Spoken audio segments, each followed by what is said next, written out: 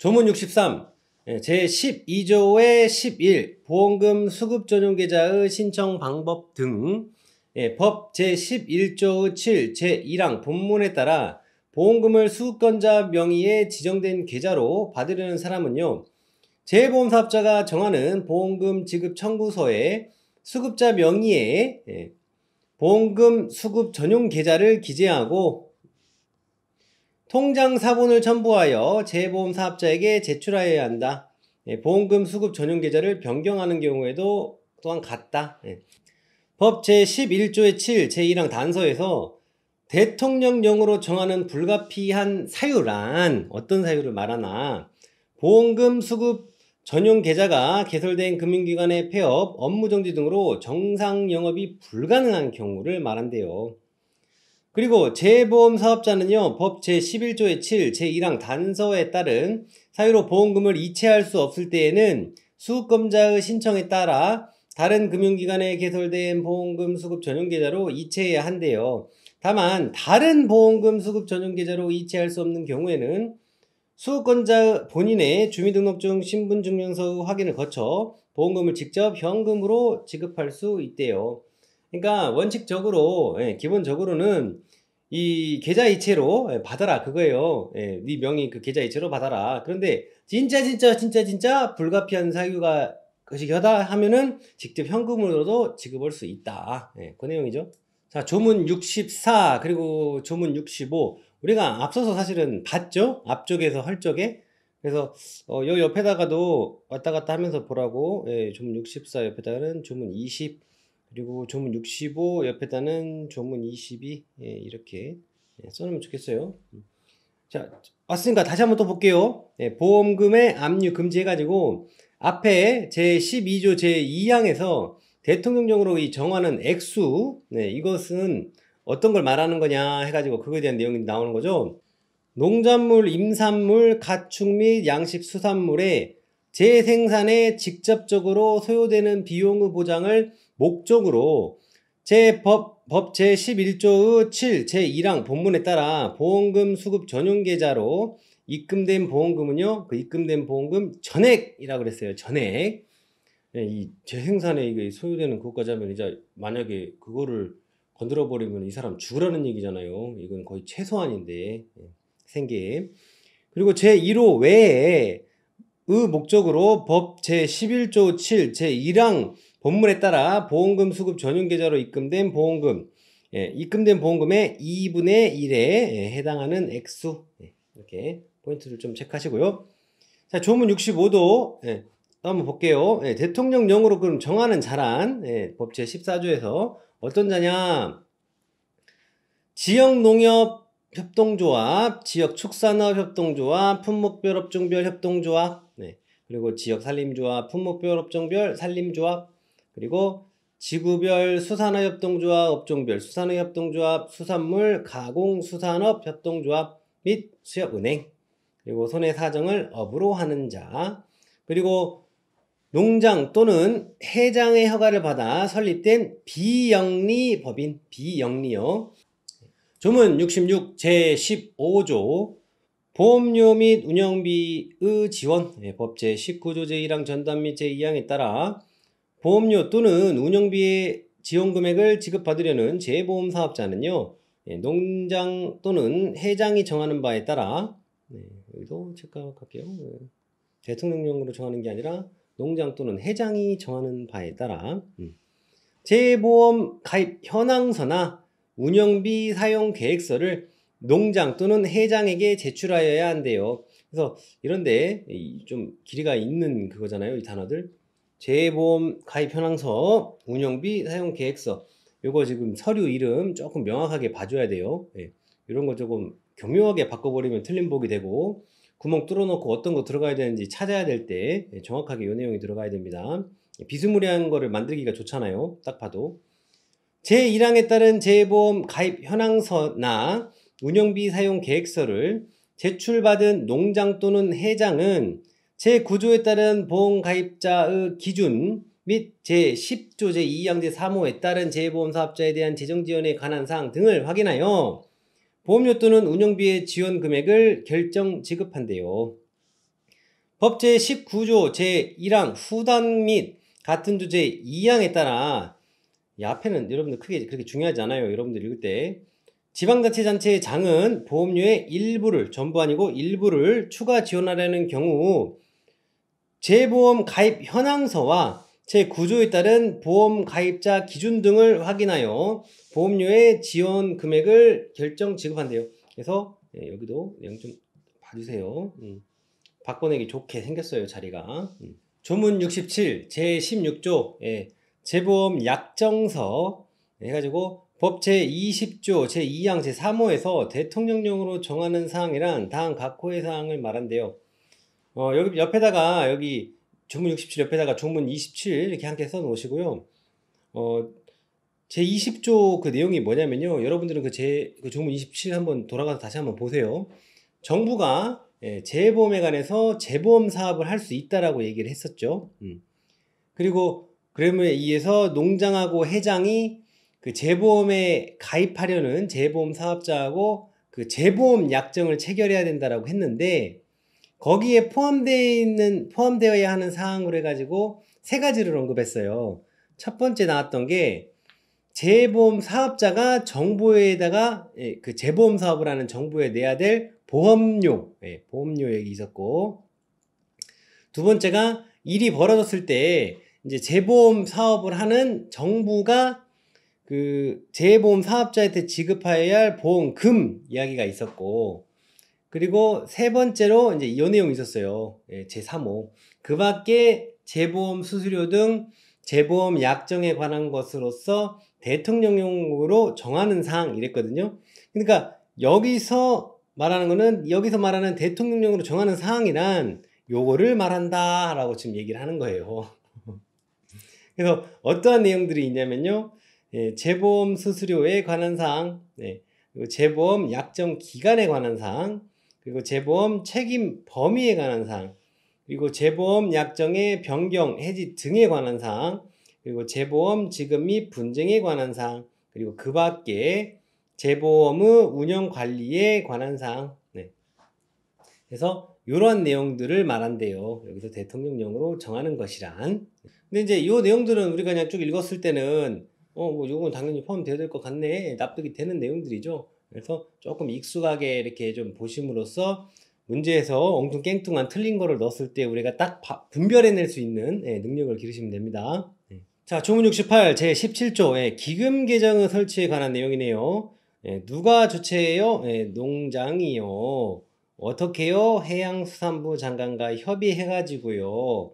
왜요? 법 제21조에 따른 농업재보험기금의 수익과 지출을 명확하게 하기 위해서요.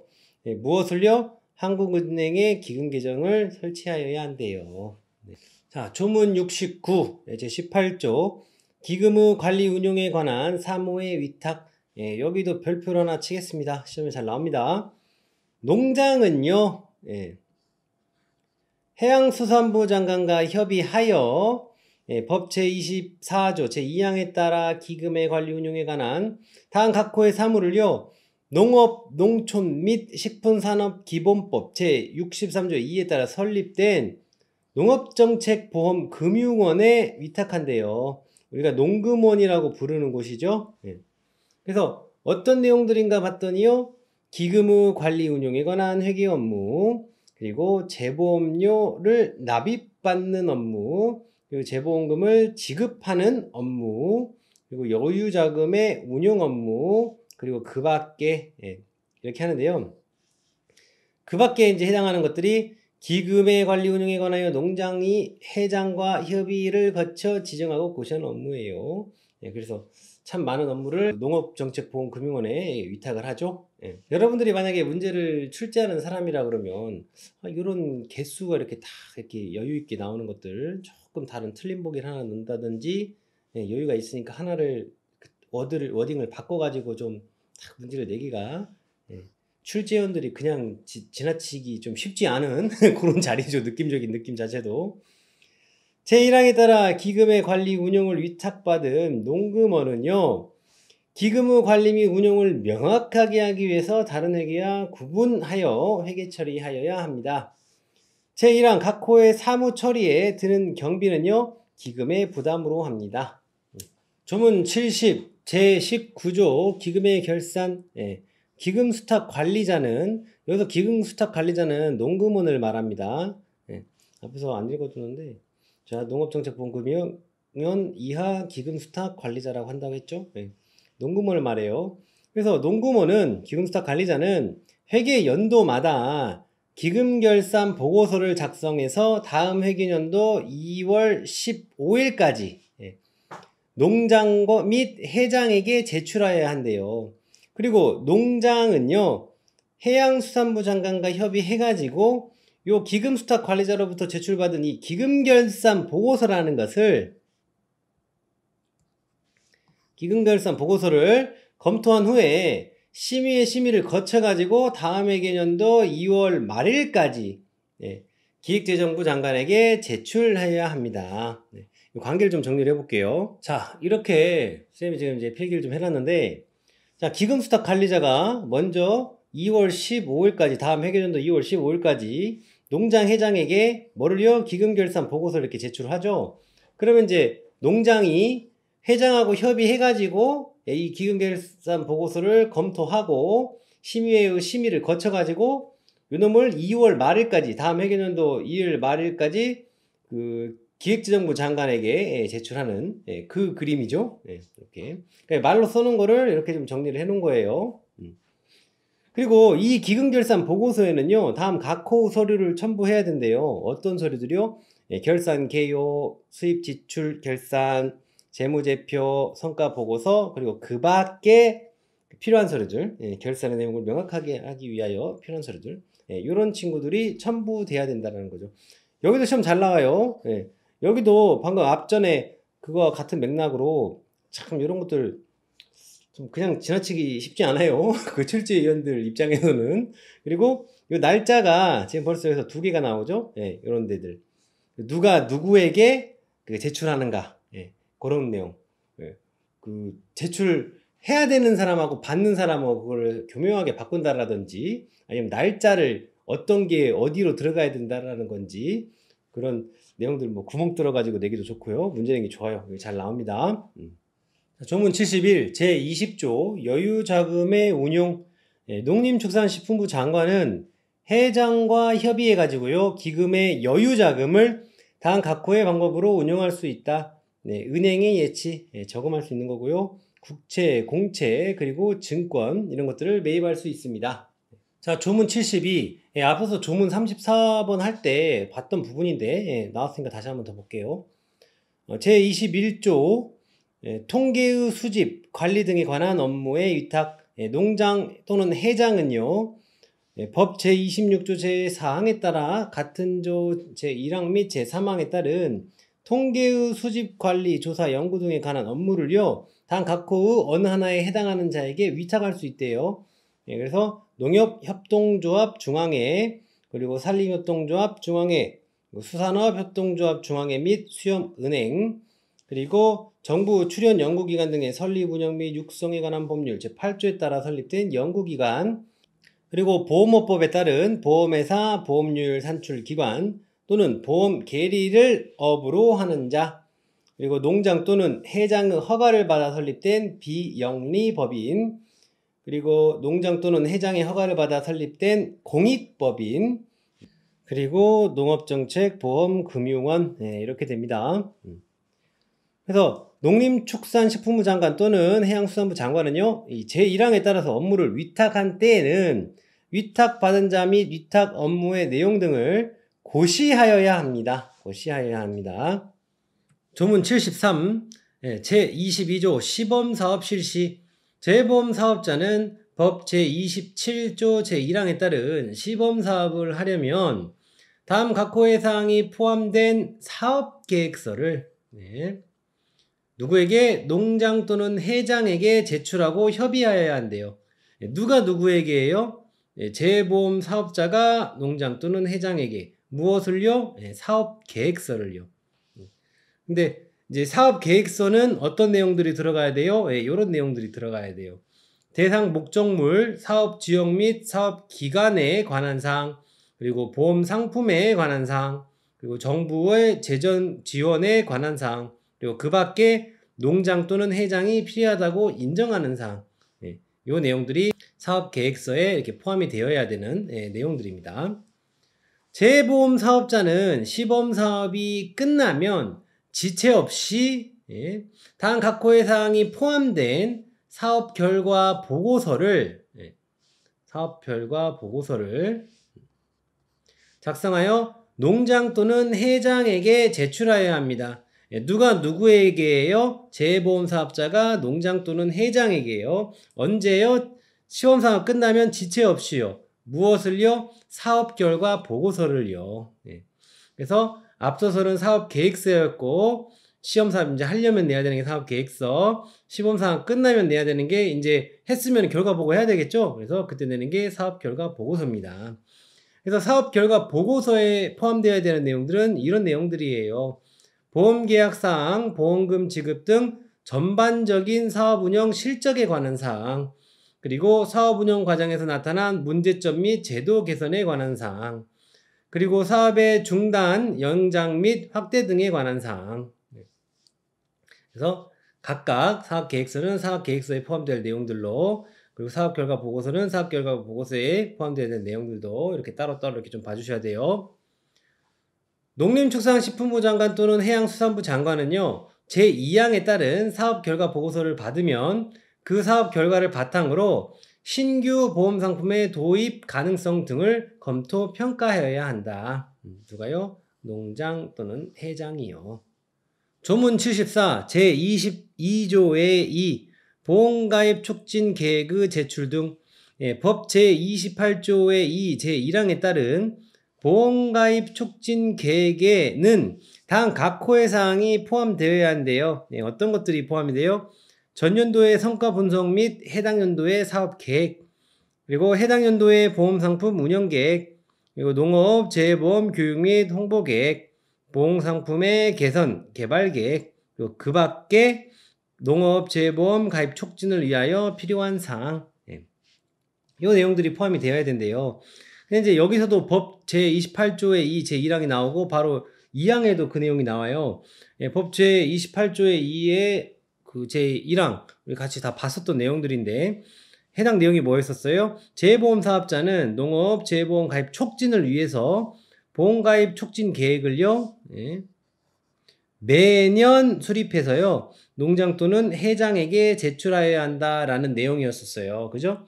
그래서 여기서 말하는 것은 여기서 말하는 보험가입 촉진 계획에 이런 내용들이 포함이 되어야 한다. 그리고 여기서 이제 매년이라고만 얘기를 했는데 뒤에 내용들 보면은 또 재보험 사업자는 법 제28조 2 제1항 여기 이 법 내용들에 따라서 수립한 보험가입 촉진 계획을요 해당 연도에 1월 31일까지 농장 또는 해장에게 제출하여야 한다. 그래서 여기가 지금 포인트가 하나 더 나온 거예요. 해당 연도 1월 31일까지 좀 체크해 주세요. 조문 75 제22조의 3 고유 식별 정보의 처리. 재보험 사업자는 법 제7조에 따른 재보험 가입자 자격 확인에 관한 사무를 수행하기 위하여 불가피한 경우 개인정보보호법 시행령 제19조 제1호에 따른 주민번호가 포함된 자료를 처리할 수 있대요. 누가요? 재보험 사업자가요. 그리고 재보험 사업자는 상법 제639조에 따른 타인을 위한 보험계약의 체결, 유지, 관리, 보험금의 지급 등에 관한 사무를 수행하기 위해서 불가피한 경우 역시 주민번호가 포함된 자료를 처리할 수 있대요. 그래서 재보험 사업자는 재보험 가입 자격 확인할 때나 내지는 이게 이제 타인을 위한 보험인데 타인을 위한 보험계약의 체결, 유지, 관리, 보험금의 지급 등에 관한 사무를 수행하기 위해서 불가피한 경우에는 이 주민번호가 포함된 자료를 처리할 수 있다. 그래서 조금 1항, 2항 같이 이렇게 보시고 또 농장은요, 농림축산식품부 장관은요, 다음 각호의 사무를 수행하기 위하여 불가피한 경우에 역시 주민번호가 포함된 자료를 처리할 수 있대요. 어떤 사무들인지 볼게요. 손해평가사 자격시험에 관한 사무, 그리고 손해평가사의 자격 취소에 관한 사무, 그리고 손해평가사의 감독에 관한 사무, 그리고 재해보험 사업의 관리 감독에 관한 사무, 이것들을 위해서 불가피한 경우에 주민등록번호가 포함된 자료를 처리할 수 있습니다. 그래서 재해보험 사업자가 주민등록번호가 포함된 자료를 처리할 수 있는 경우, 이렇게 재해보험 가입자 자격 확인, 그리고 타인을 위한 보험계약 체결, 유지, 관리, 보험금 지급 등에 관한 사무, 이런 것들 헐적에 불가피할 경우에 주민등록번호 포함된 자료 처리할 수 있고요. 그리고 또 농장이, 농림축산식품부 장관이 요 사무들 할 적에 불가피한 경우에 주민등록번호가 포함된 자료를 처리할 수 있습니다. 네, 요 내용 잡으시면 돼요. 자, 조문 76 제22조에서 규제의 재검토. 농장 또는 해장은요, 제12조 및 별표 2에 따른 손해평가인의 자격요건에 대해서요, 2018년 1월 1일을 기준으로 3년마다 그 타당성을 검토하여 개선 등의 조치를 하여야 합니다. 조문 77 제23조 과태료의 부과 기준. 법 제32조 제1항부터 제3항까지의 규정에 따른 과태료의 부과 기준은요, 별표 3과 같대요. 그래서 여기 내용이 나오는데요. 일반 기준, 그래서 농장, 그리고 해장 또는 금융위원회는 위반의 정도, 위반 횟수, 위반 행위의 동기와 그 결과 등을 고려하여 개별 기준에 따른 해당 과태료 금액을요, 2분의 1 범위에서 줄이거나 늘릴 수 있대요. 그러니까 깎아주거나 더 가중처벌, 경감하거나 가중처벌할 수 있다는 거죠. 다만 늘리는 경우에도요, 상한을 초과할 수는 없다라고 그랬죠. 그래서 앞쪽보다는 뒤쪽이 개별 기준 쪽이 더 중요하거든요. 근데 이제 이쪽 내용들은 사실 우리가 좀 봤던 내용들이에요. 그래서 이제 보면은 뭐 과태료 1000만 원, 500만 원, 300만 원, 뭐 200만 원 이렇게 쭉 있는데, 이거를 이제 제가 추천드리는 방법은 그 기준을 하나 잡는 거예요. 300만 원이 많죠. 많은 걸 기준으로 잡아보세요. 300만 원. 그래 놓고 이거를 기준으로 그 이한지 위인지를 좀 개념을 좀 생각을 하면서 그 금액을 보면은 좀 도움이 되거든요. 기억하는데. 그래서 300만 원짜리를 먼저 봐볼게요. 300만 원짜리. 앞선 이 내용들을 위반하여 보험계약의 체결 또는 모집에 관한 금지 행위를 한 경우 300만 원이에요. 과태료로. 그리고 재보험 사업자의 발기인, 설립위원, 임원, 집행간부, 일반 간부 직원, 파산 관제인 및 청산인, 이런 사람들이 명령을 위반한 경우 300만 원입니다. 그리고 보고 또는 관계 서류 제출을 하지 아니하거나 보고 또는 관계 서류 제출을 거짓으로 한 경우, 하지 아니하거나 거짓으로 한 경우 300만 원입니다. 그러니까 얘네들이 300만 원이라는 거예요. 그리고 이제 얘 밑으로 보게 되면은 재보험 사업자의 발기인, 설립위원, 임원, 집행간부, 일반 간부 직원, 파산 관제인 및 청산인, 이들이 검사를 거부, 방해 또는 기피한 경우에는 200만 원입니다. 500만 원짜리 한번 올라가 볼게요. 이 법 관련된 내용을 위반하여 보험 안내를 한 자로 재보험 사업자가 아닌 경우는 500만 원이죠. 근데 재보험 사업자였으면 이거 1000만 원이었죠. 재보험 사업자가 준용하는 법 위반해가지고 보험 안내를 한 경우에는 1000만 원이었어요. 그리고 재보험 사업자의 발기인, 설립위원, 임원, 집행간부, 일반 간부 직원, 파산 관제인 및 청산인이 책임 준비금 또는 비상위험 준비금을 계상하지 아니하거나 이를 따로 작성한 장부에 각각 기재하지 아니한 경우 500만 원입니다. 그래서 이런 식으로 좀 보면서 좀 이 금액을 좀 기억을 하면 좋겠어요. 근데 이제 앞에서는 우리가 본 법에서는 뭐 500만 원 이하의 과태료를 부과한다라고 뭉뚱그려서 얘기를 했던 부분들을 여기는 지금 시행령이기 때문에 구체적으로 이제 얼마다고 딱 금액을 다 줬죠. 300만 원, 300만 원, 500만 원, 200만 원 이런 식으로요.